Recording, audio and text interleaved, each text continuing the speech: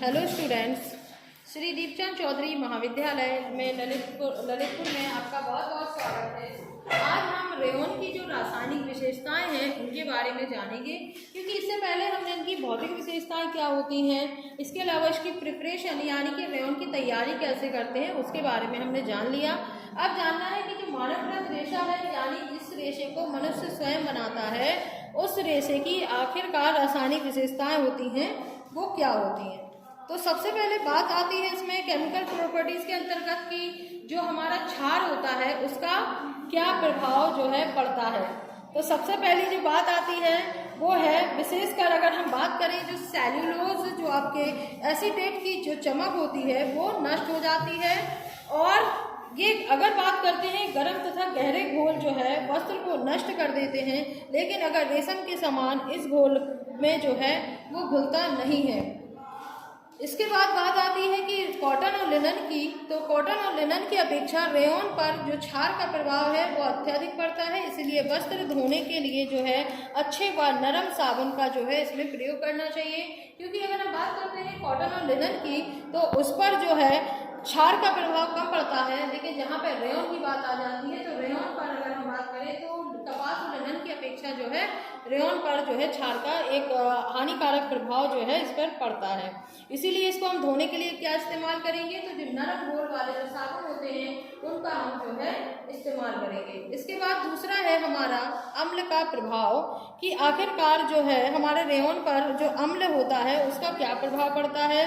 तो लिक्विड जो हमारा अम्ल होता है, जैसे बात करें लेमन की, तो ये रेयॉन के वस्त्रों पर जो है सुरक्षा पूर्वक जो है हम यूज़ कर सकते हैं, लेकिन अगर रेशे के जो है ये फाइबर जो होते हैं यानी जो रेयॉन फाइबर होते हैं उन पर जो है काफ़ी हानिकारक प्रभाव जो है इस पर डालता है।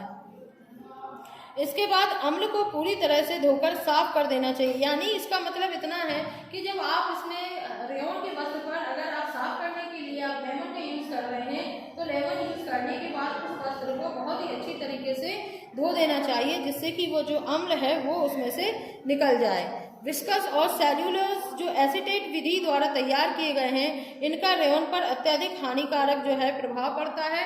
तो जैसे कि हमें पता है कि जो रेयॉन होते हैं वो 3 टाइप्स के होते हैं, कुप्रामोनियम, विस्कस एंड नाइट्रोसेल्यूलोज। तो ये हमारे विस्कस और सेल्यूलोज जो है एसीटेट विधि द्वारा जो है तैयार किए गए रेयॉन पर जो है इनका काफ़ी ज़्यादा हम जो कर देते हैं या बहुत ही ज़्यादा हानिकारक प्रभाव इस पर पड़ता है। वहीं से बात करें वसा विलायक की, तो शोरे का जो अम्ल होता है और एसिटिक जो एसिड का जो है सेल्यूलोक एसीटेट पर प्रयोग बिल्कुल नहीं करना चाहिए। अगर हम इसका प्रयोग करते हैं तो रेशा जो है हमारा जल जाता है, तो इसीलिए इनका प्रयोग जो है नहीं किया जाता। अब बात आती है रंजक के प्रभाव की। रंजक का प्रभाव का मतलब होता है रंगों का प्रभाव। तो रेयॉन के जो वस्त्र होते हैं वो जो कलर होता है उसको जल्दी ही जो है एब्जॉर्ब कर लेते हैं, जिससे रंगों से कॉटन के और लिनन जो हमारा प्राकृतिक रेशा होता है, इन दो रेशों से जो वस्त्र बने होते हैं उनको तो रंगा जाता है। और इसके अलावा उन सभी रंगों में जैसे कि विस्कस और कुप्रामोनियम जो होते हैं वो रेयॉन की बंधता है, लेकिन सेल्यूलोज एसीटेट जो है रेशे केवल उन्हीं के लिए निर्मित विशेष प्रकार के जो कलर होते हैं उन्हीं से जो है इन्हें रंगा जाता है। इसके बाद बात आती है हमारे पसीने के प्रभाव की, आखिर पसीने का क्या फैक्ट पड़ता है। तो जो रेयॉन में पसीना सहने का एक अद्भुत गुण होता है, जो कि पसीने से इनका रंग, गुण, मजबूती, चमक आदि कुछ भी प्रभावित नहीं होती है।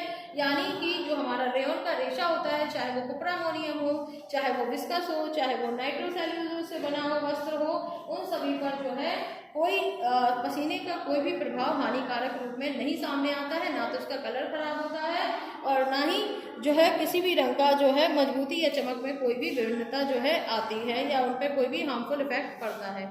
इसके बाद बात आती है हमारे ब्लीच के प्रभाव की, कि आखिर ब्लीच का क्या इफेक्ट पड़ता है। तो कॉटन के जो आपके फैब्रिक होते हैं उनके जैसे ही जो हमारे रेयॉन होते हैं उन वस्त्रों में हल्के मृदु यानी कि कोमल ब्लीच, जैसे कि बात करें हम तो सोडियम हाइपोक्लोराइड और हाइड्रोजन पेरोक्साइड का इस पर यूज जो है वो किया जा सकता है। यानी रेयॉन के वस्त्रों पर ये जो हमारी ब्लीच होती है sodium hypochlorite and hydrogen peroxide, इनका कोई भी ज़्यादा हानिकारक प्रभाव नहीं होता है, अतः उन पर हम जो है इसका यूज़ कर सकते हैं। तो आपने देखा कि जो हमारे रासायनिक विशेषताएं यानी रेयॉन आज आपका कंप्लीट हो जाता है। आपने रासायनिक विशेषताएं जो है देख ली कि आखिर इसमें क्या प्रभाव किसका पड़ता है, क्षार का क्या प्रभाव पड़ता है, अम्ल का क्या पड़ता है, रंजक यानी कि रंगों का क्या प्रभाव पड़ता है, पसीने का क्या पड़ता है और ब्लीच का आपका क्या प्रभाव पड़ता है। इसके साथ ही आपकी भौतिक विशेषताएं, इसकी प्रेपरेशन और इसकी रेयॉन की स्पिनिंग जो कि है वो आपका हो चुका है और प्रोडक्शन जो था वो भी आपका जो है कंप्लीट हो चुका है कि जो प्रोडक्शन कैसे होता है, प्रिपरेशन कैसे होती है, ये सारी चीज़ें जो है आपकी रेयॉन को लेकर के कंप्लीट हो चुकी हैं। नेक्स्ट वीडियो में हम जो है अब जो आपके केमिकल फाइबर जो होते हैं, थर्मोप्लास्टिक फाइबर जो है सिंथेटिक फाइबर में, उनके बारे में जो है हम जानेंगे। धन्यवाद।